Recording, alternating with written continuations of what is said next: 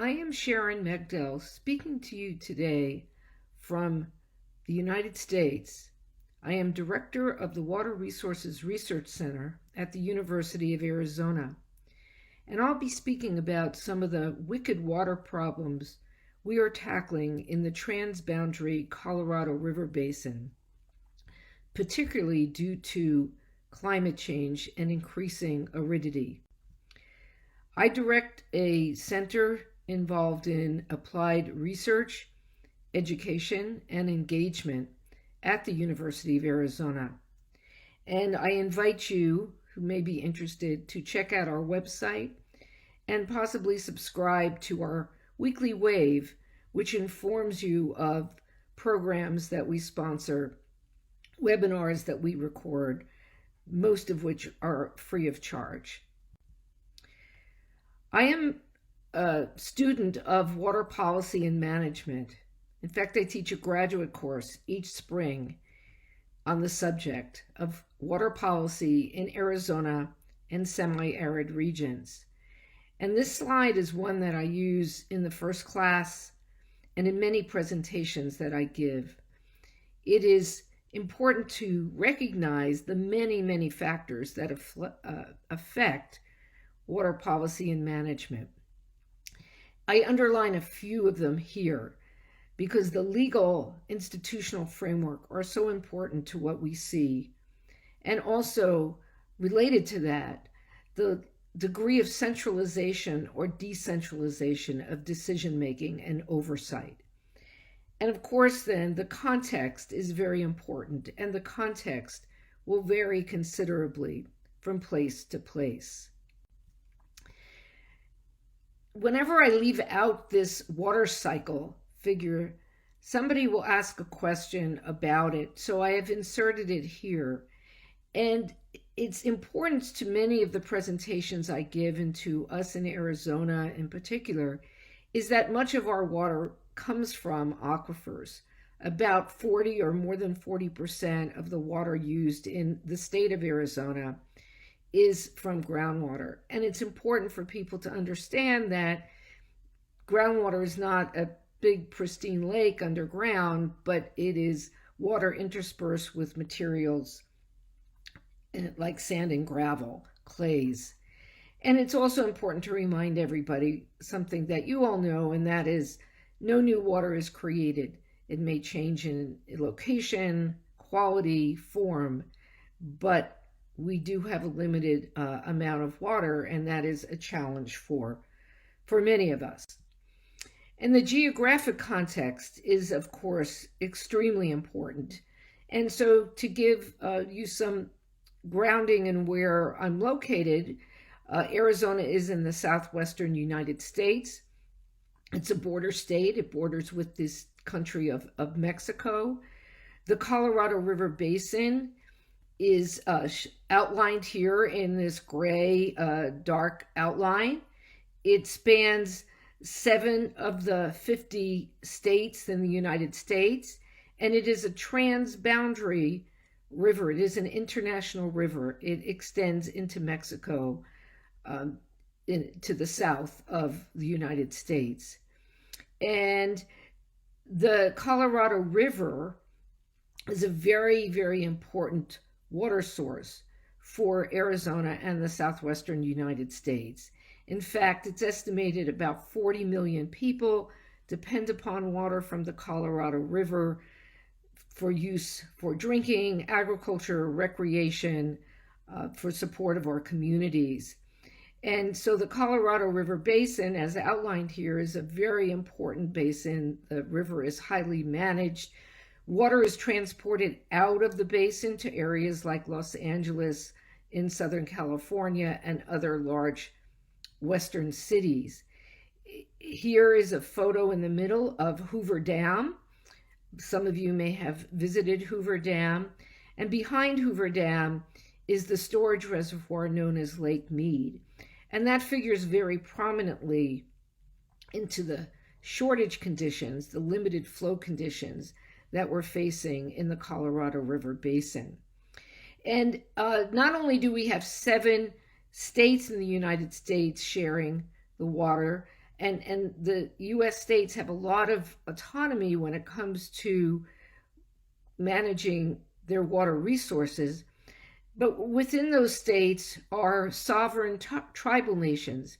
And so this map on the right shows how 10 tribes that are along the Colorado River view the boundaries, because some of them span multiple states. So it's a very complex transboundary river system.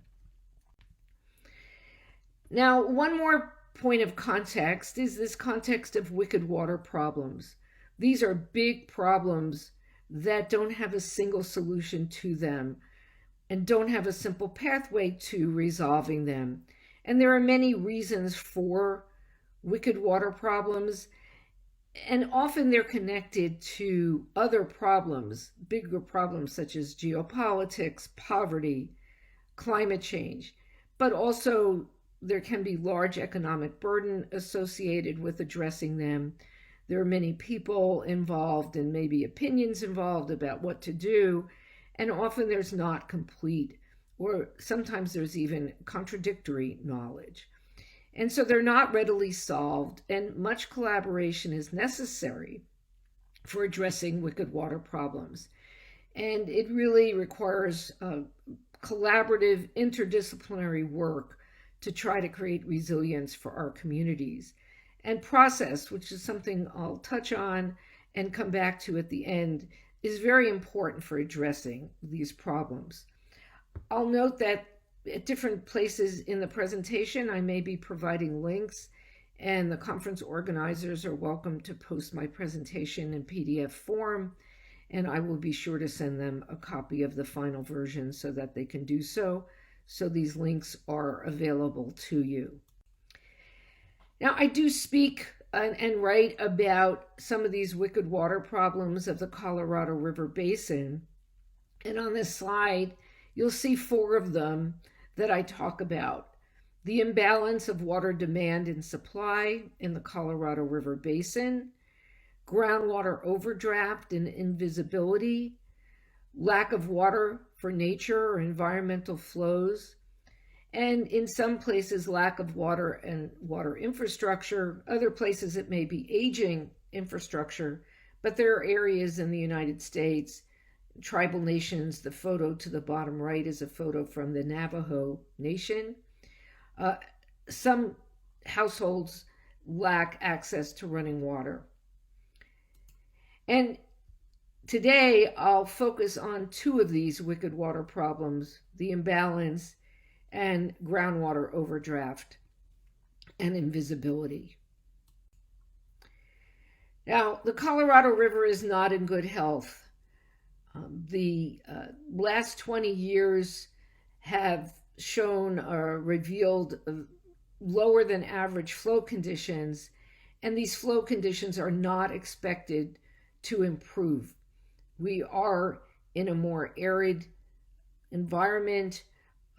Temperatures are increasing, precipitation patterns are changing, and snowpack and runoff from the headwaters area in the upper basin, if you can see my cursor here, in the states of Colorado and Wyoming, the snowmelt is not yielding the kind of flow it had in the past. And so the reservoirs, I mentioned I mentioned Lake Mead, shown here again in this lower photograph. The reservoir levels are low. These are very large reservoirs. And up above, I show the other dam, behind which is the other large storage reservoir of Lake Powell. And every month, the Central Arizona Project, which I'll talk a little bit more about in a few moments, puts out this diagram showing the level of fullness of those reservoirs. So here you can see the blue portion for the bucket for Lake Mead is quite low. There's a lot of empty space. And the same thing for Lake Powell. And this was in April 2021. And since then, the decrease in the storage has gone down substantially and more than I think some people expected. And so the concerns about the drying conditions, the hot conditions, and the low flows of the surface water supplies are very critical and in everybody's mind. And this is a graphic here from the New York Times in June, where it was showing over time the western portion of the United States and how it's gotten so very arid and drought, in a condition of exceptional drought, this very dark reddish color, much worse in 2021, although it had been bad in certain years since 2004, but the conditions are quite bad and great concern. And so our major newspapers in the United States, in the state of Arizona and the Southwest, have been covering the low flow conditions. And here's a headline from an Arizona newspaper: Red Alert, Lake Mead falls to record low level, a milestone in Colorado River's crisis. And so as we've passed time since April and June, in August, the U.S. Bureau of Reclamation, the U.S. agency in charge of delivering the Colorado River water, and particularly of importance to the lower part of the basin, the states of Arizona, California, and Nevada, declared a first ever what's called a Tier 1 shortage. This was an article in the New York Times. I was contacted by many reporters from across the country for quotes. And the important thing here is that we are in a bad situation. We don't know that we're going to have a wetter cycle like we did in the 1980s and 1990s. And so we're really having to talk about some major changes in water availability, particularly for some farmers, also potentially over time to some cities, and having to conduct a planned renegotiation for some guidelines on sharing of shortage, inability to deliver supplies as had been accomplished in the past. And so this is a report from August of 2021. And if you were to compare with that April figure I showed you, the level of fullness of the reservoirs is declining, and the shortage was declared because the level would decline below a trigger point of a 10, well, this is in feet, 1,075 feet above sea level. And so we are in a different situation where we've been relying on our savings account, our water and storage, and you can do that for just so much.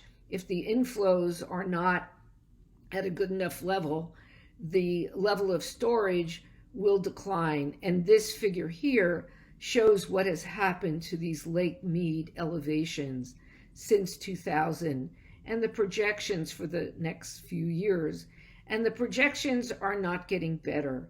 The U.S. Bureau of Reclamation puts out a study every month where it looks for 24 months into the future, and the projections in terms of probabilities of getting to the lower capacity levels are significant, and significant not only for water deliveries but also for energy. And this is a conference about energy as well. And the water elevation, the levels of water in those two storage reservoirs, Lake Mead and Lake Powell, may become so low that hydropower can no longer be generated. And there's a risk of that happening as early as 2023 for Lake Powell. And this hydropower is very important for energy users in the region. It's lower cost than almost any other supply. And so the dislocations associated with reduced energy, hydropower, are important as well and of great concern. So we have this big issue of reduced surface water supplies. Now, I should note that surface water is not the sole source of water for many of these communities and water users. Some have the opportunity to use groundwater. And particularly in Arizona, where those cutbacks in water deliveries are going to affect irrigators in the central part of the state, they do have the ability, according to law, to go and utilize groundwater, return to more groundwater use. But that has its problems as well. And so I want to now move into the implications of the shortage conditions for central Arizona and the groundwater use by irrigators and communities in that part of the state.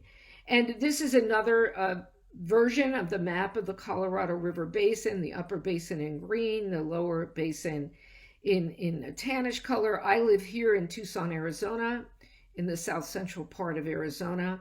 And in Arizona, we have a system for managing groundwater in certain parts of the state in these colored areas. And I'm going to be talking about this Casa Grande, which is the largest city in the area, and Pinal active management area for a few minutes.